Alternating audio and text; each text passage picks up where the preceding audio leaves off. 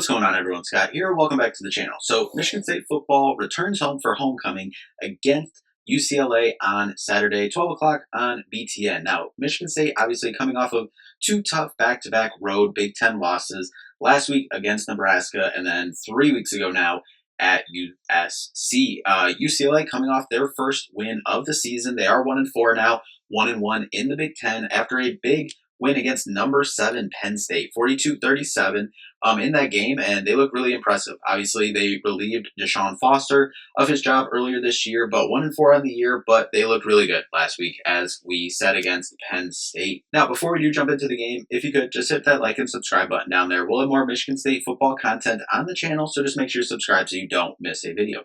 So we'll start out with UCLA here, getting off, really for the whole season look. You start with the quarterback, Nico Imaliava, coming in from Tennessee. Obviously was the big surprise of the offseason, but 954 yards on the year, 6 touchdowns, 3 interceptions, 66% completion percentage. Not fantastic numbers, but also not horrible. He is their leading rusher as well, in both yards and carries. 60 carries for 332 yards, 4 touchdowns, and no other rushing touchdowns have been recorded from UCLA on the year. Anthony Woods and Javion Thomas both have 38 carries, 190 yards, 165 yards on the year. The other prominent rushers for them, Quasi Gilmer, 24 catches for 304 yards and 2 touchdowns on the year so far. 18 catches from their tight ends for 1 total touchdown as well. When you look at their offensive line, they've allowed 12 sacks on the year, 4.7 yards per carry. They've been able to muster up with their offensive line and their running game. Obviously, a big part of that coming from Nico Imaliava himself, having 5.5 yards per carry so far on the year. You look defensively, only 5 sacks on the year, so they also, something Michigan State has for a majority of the season, struggled to get to the quarterback. Same can be said for UCLA, only 5 sacks on the year so far, but they are led by defensive lineman Anthony Jones. He has 1.5 sacks on the year. Their linebackers, John Vaughns and Isaiah Chisholm, far and away the leading tacklers, 54 tackles and 50 respectively.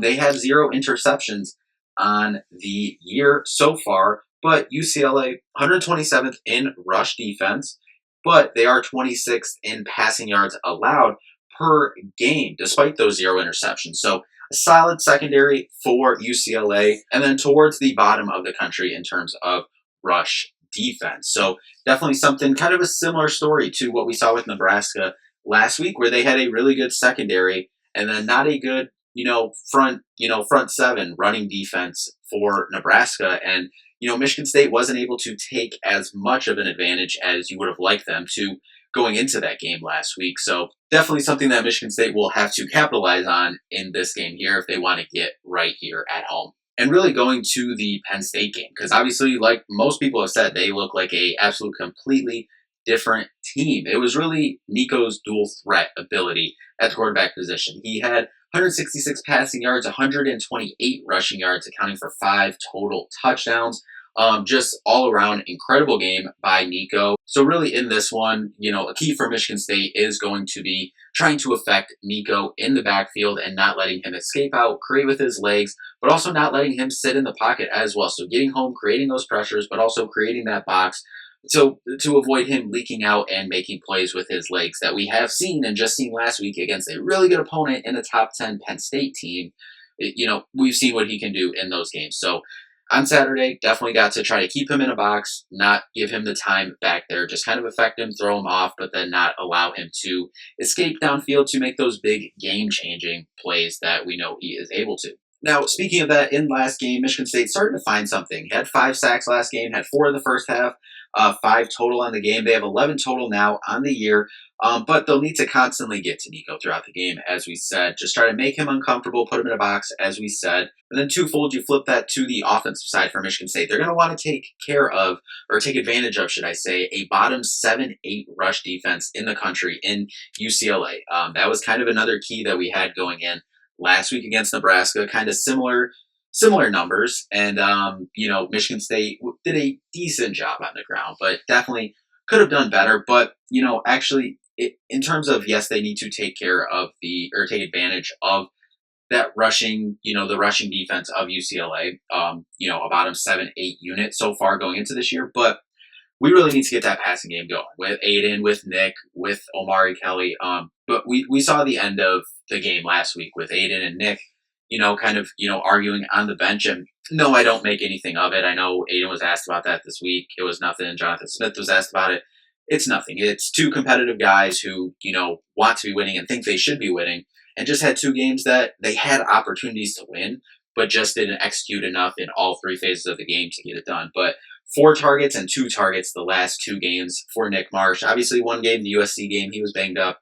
I think Jonathan Smith said he was closer to 100% in this one last week against Nebraska. But, obviously, we need to get that part of the game going. But obviously, that comes from getting that running game going. So Mekhi Frazier, Brandon Tullish, Elijah Toliver, Aiden Childs on the ground. We've seen him kind of change the game, with his legs in the Nebraska game and, bring Michigan State back and put them in a position to win in that third quarter against Nebraska last week, but just not enough. And as we said kind of in the recap of that one, we don't want Aiden rushing the ball 14, 15, 16 times a game. We don't want that. If he can rush the ball for 7, 8 times a game, I feel like that is a happy sweet spot. And if a good 4 or 5 of those are, design runs, I think that's cool. Then you have another 2 to 3 of, scramble runs that he's inevitably going to have. But it starts up front with that offensive line. We talked about it. Obviously, a change needs to be made at the tackle position.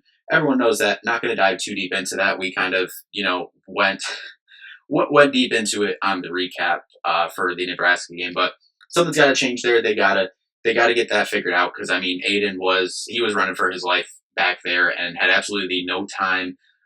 Got hurt, went in the medical tent at one point. I think he got banged up at one other point during the game, if I remember correctly, and had to come out for a player, had to take a timeout, and he was able to gut it out and go back in. But got to be changed. Got to give him time back there to dissect the defense and, do what he's done so far at the beginning of this year. Aside from last week, he looked like a top 3 quarterback in the Big Ten, and even during parts of that game. But, just not being able to get the passing game going because the offensive line had absolutely no protection to give him any time really affected that and affected a lot of Michigan State's game plan. So got to come out, start early with rushing the ball and really, jump on UCLA with that. Mekhi Frazier, Brandon Tullis really just run, getting first downs, staying out of 3rd and longs, moving the chains, getting downfield, and then being able to open up that passing game to get Nick and Omari going, get them more catches. I've seen a couple articles thrown out there this week,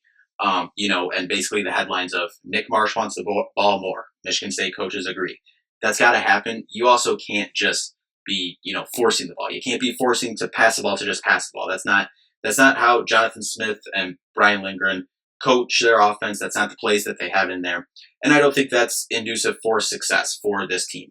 Obviously, Nick Marsh is the best player on the team. Aiden Childs, probably the second best player on the team. Them two, you want your best players to have the ball, but, in order to get a game plan, while that can win you some games of just like forcing the ball 14, 15 times to a guy, through the air, that's not conducive for what's going to continue to develop the team and get you wins as you move throughout the season. If this was just a one game, hey, we need to win this game to go all out, by all means, give them 20 targets, 15, 20 targets apiece, whatever, air the thing out, like whatever. If that's, get your best player the ball, I'm all for that. But that's not the case. You're sitting at 3-2. You still need 3 more wins to get to a bowl game. I think there's still more for this team to get there. And we've seen that we'll get into the defense here in a second, but with the improvements that we saw on the defense last week at certain parts throughout the game, I do still think there's more for this team in there. Will they be able to do that to put every single piece together? We saw times where the offense, we talked about it really going into Nebraska last week.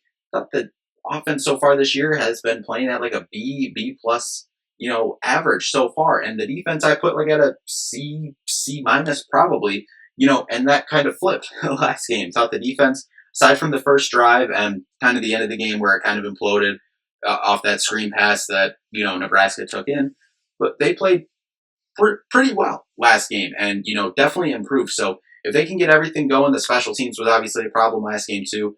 If they can put all that together, there's wins for them that they can get. They have a tough schedule coming down the stretch here, but there's games that Michigan State can win on this schedule. I believe that, but they got to get they got to get it all rolling at the right time. But we'll need to continue to be efficient in the red zone. They're 18th in red zone offense is Michigan State, but they do have to improve on that red zone defense. They're 101st in the country. So as I said, I think pounding the rock, pounding the ball early with Mekhi Frazier, Brandon Tullis, getting that thing down there to open up the passing game for Aiden Childs, to get Nick Marsh, Omari Kelly, need to get them more touches. And even the tight ends, too. We saw Jack last week. All three of his catches, I believe, came when Alessio Milojevic was in for Aiden. But getting him, getting Jack Velling, getting Michael Masunis the ball as well with that running game open. But opening up that outside passing game is going to be key as well. And I think completing some of those interior passes, whether to Velling, Masunis, or even Frazier or Tullis, Toliver out of the backfield. We saw them go to Toliver. They kind of checked into the same play twice, kind of trying to get him a screen out there in the Nebraska game. But so if he's kind of someone that they want in that pass catching role type game or plays for him, but getting some of that stuff up the middle to maybe open up that outside passing, or getting them the ball on swing or out routes, whatever, to open up those crossing routes that we see. I mean, Michigan State won the game in overtime versus Boston College with that crossing route from Omari Kelly in the back left of the end zone. So, got to do stuff to loosen up the defense to be able to open it up on the outside for Nick Marsh, Omari Kelly, because I think that's how they're going to. They're going to need to run the ball consistently, but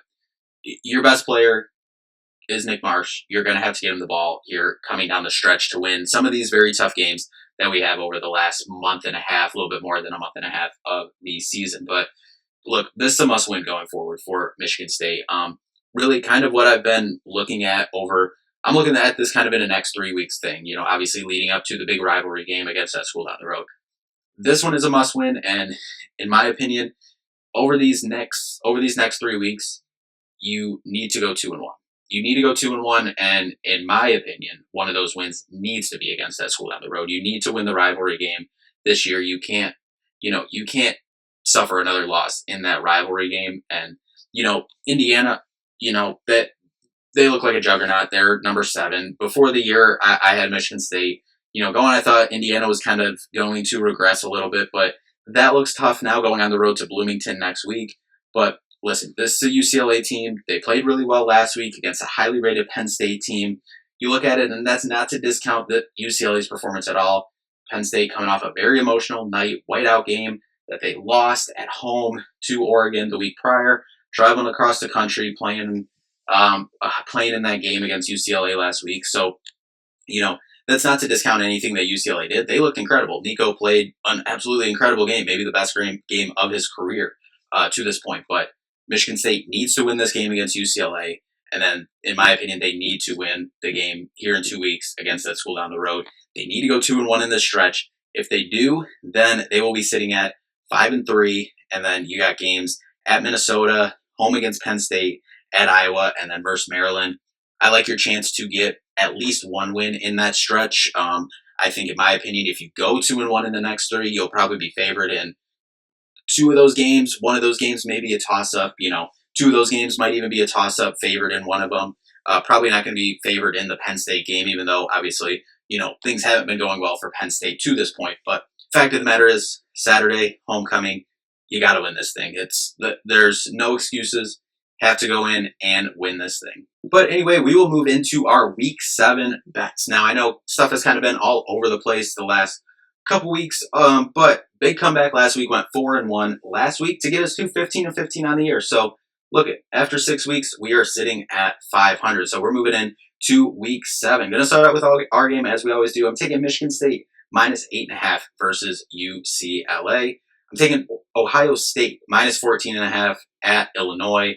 I think that's going to be a competitive game for the most part, but I think Ohio State, just in the end, is too much. Then I'm taking Alabama minus 3.5 at Missouri. I think that's going to be an interesting game, but I think Alabama really found something against Georgia a couple weeks ago. I think they continue to keep it rolling. Texas, I'm taking minus 1.5 versus Oklahoma. Like, John Mateer, is there a possibility he's going to play for Oklahoma? I don't know. I mean, they're a good team overall too, but I think that's definitely a factor there. So I'm taking Texas in this one, minus 1.5. And then lastly, I'm going with Oregon -7.5 versus Indiana. Listen, that's going to be a big game. I think Indiana, I've not believed in. I hand up cannot stand Kirk Cignetti. Like whatever, but they have definitely impressed throughout his year and a half here at Indiana so far. But I just going to Oregon after that big win for Penn State. If Indiana comes out hot, I think they can hang in there. But I think Oregon at home going to be too much, and I got Oregon -7.5 in that one. So anyway, that'll do it for this one. As we said, for Michigan State coming into this one, this is definitely a must win. In my opinion, for lots and lots of reasons. But listen, you're 3-2, you're 0-2 in the Big Ten. Schedule does not get any easier. This is a must-win for Michigan State here on Saturday for homecoming. So anyway, that'll do it for this one. We will be back after the game with a recap. But anyway, that'll do it for this one. Thank you all so much for watching. We'll see you in the next one. Peace out.